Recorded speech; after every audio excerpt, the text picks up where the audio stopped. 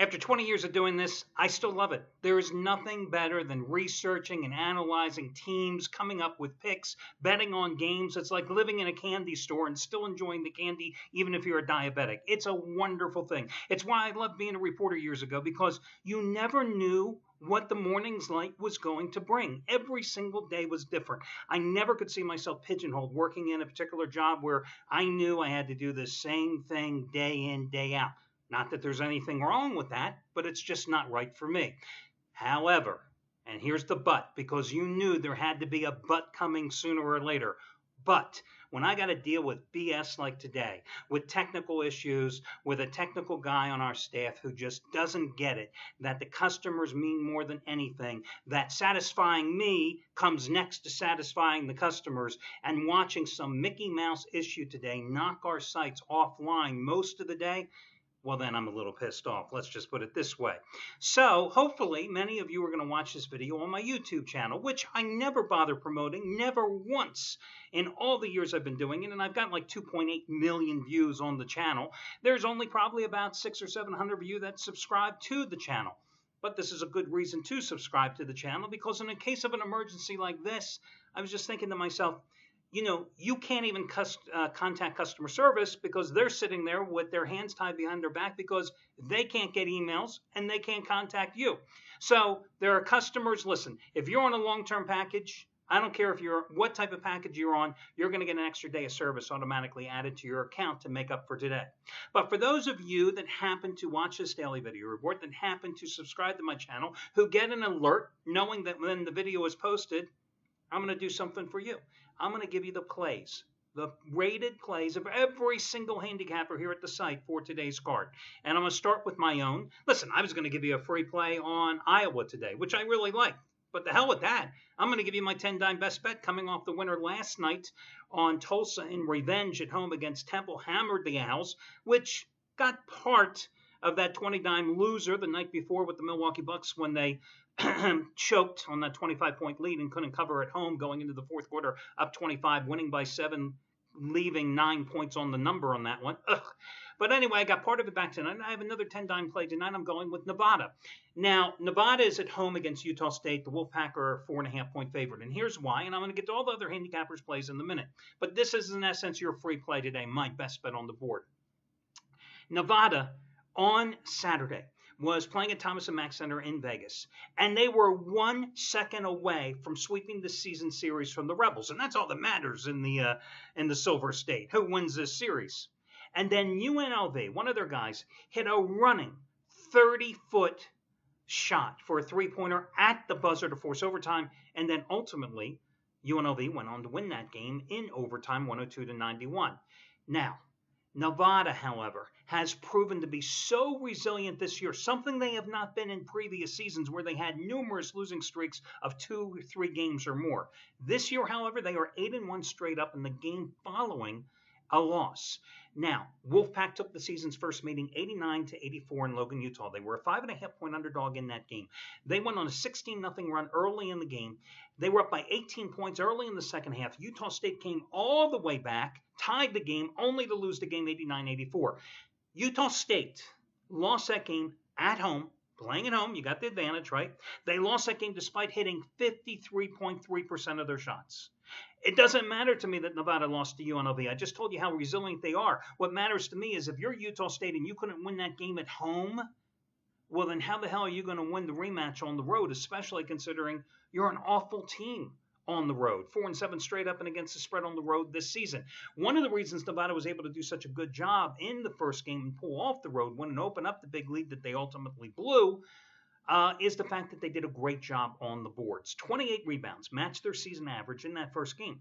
And that's a significant number because that's 11 more than Utah State allows on average in a game. Now, that number is a little bit misleading because Utah State holds, gives up just 17 rebounds a game because Utah State likes to slow down the tempo of the game, play a very rough, physical type style of play. Nevada wants to get in transition. So if Nevada owns the boards, Nevada's able to run, and I think that's what Nevada does here tonight, and Nevada gets the job done. They're 10-2 straight up at home this season. They had won 3 straight and 6 of 8 overall before losing in that last second shot that forced overtime to UNLV over the weekend. So that's going to be my quote-unquote free play, which is also a 10-dime release. Now, bear with me here because the way I get the plays from the handicappers is through emails. And I've got so many emails opened here for these handicappers on their various plays here tonight. So let's get to it. Listen, the charity play of the week won again last night. Props going out to Jeff Benton. As Houston and Utah, the play that you got for free, oh, they only went over the total by 27 points. And that was on the heels of giving you a 777 triple play total winner on Monday night. I'd love to tell you about the 18-year-old guy who was involved in a horrific car accident, whose family is seeking some financial support after he underwent major reconstructive surgery. In fact, had to have a prosthetic bone placed into his skull to replace the portion that he lost after being in that crash where doctors said it was touch and go the first 3 weeks, whether or not he would even survive. Traumatic brain injury.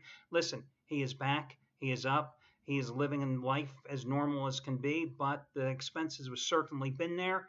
I can't give you the link here on the YouTube report. If you happen to be watching this video later, or if you happen to go to the sites later, all I'm asking you is to make a donation. You can do so using your credit card. You'll see the link on my homepage. You'll see my $250 I put in earlier today, and I'm asking you to do the same. Now, Jeff Benton also today, after winning those back-to-back 50-dime plays, has his 100-dime max wager winner number 4 in a row. And he is going with Louisville. These plays are new to me, so you have to bear with me. He's going with Louisville against Pittsburgh. Louisville was his 100-dime play. Matches the 100-dime winner he had last Wednesday, in fact, when he called for Duke. And Duke, the 8-point underdog, won outright at North Carolina.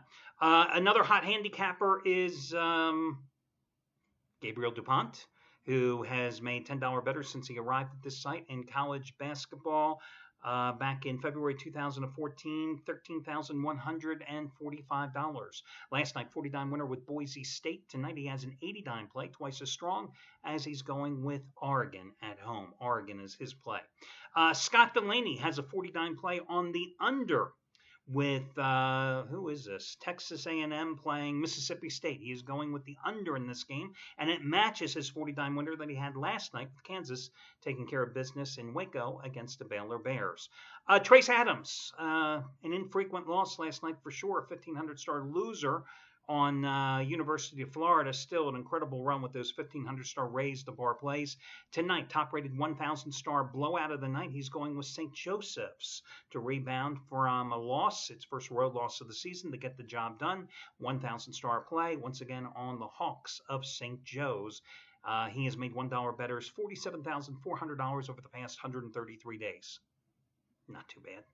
Okay, on to Chris Jordan, who had a 300-star winner last night on Georgia Southern. And tonight he has a 300-star play in the NBA on the Detroit Pistons. The Detroit Pistons, his play. Let's see, who's next here? Brad Wilton. Brad Wilton and Chuck O'Brien both had plays last night on Georgia Tech. Georgia Tech, 2.5-point favorite, naturally only wins by 2 at home against Clemson. So they're both looking to rebound. Wilton, 50-dime Big East total of the year. Villanova and Xavier going over the posted price. Remember, the first one soared over when Villanova just absolutely crushed the Musketeers in Philadelphia. I think it was, like 95-60 or something. It was a blowout of major magnitude. Anyway, he's going for the game to go over in tonight's rematch. Anthony Red has a 50-dime play on the Cleveland Cavaliers, who off the top of my head, I can't tell you who the hell they're playing tonight. That's up to you. 50-dime play on the Cleveland Cavaliers. And then finally, Chuck O'Brien has a 10-dime play tonight. Let me just find it here for you. Virginia Commonwealth. Virginia Commonwealth minus the points at George Mason. I do recall that earlier this season, I think they won at home 72-47 in the first meeting. And tonight, I think VCU is a 11-point favorite at George Mason. What the hell did George Mason just do in their last game? I know that they lost in overtime at home. I think it was to... was it St. Louis? Anyway, hey, I can only tell you the play. 10-dime play on Virginia Commonwealth. I didn't happen to handicap that game. So there you go. You've got all the plays from all the handicappers here today, all their paid selections for free. So good luck, everybody. Go forth, make some money. Hope that I don't kill our technician who was responsible for today's snafu, and I'll talk to you again tomorrow. Good luck, everybody.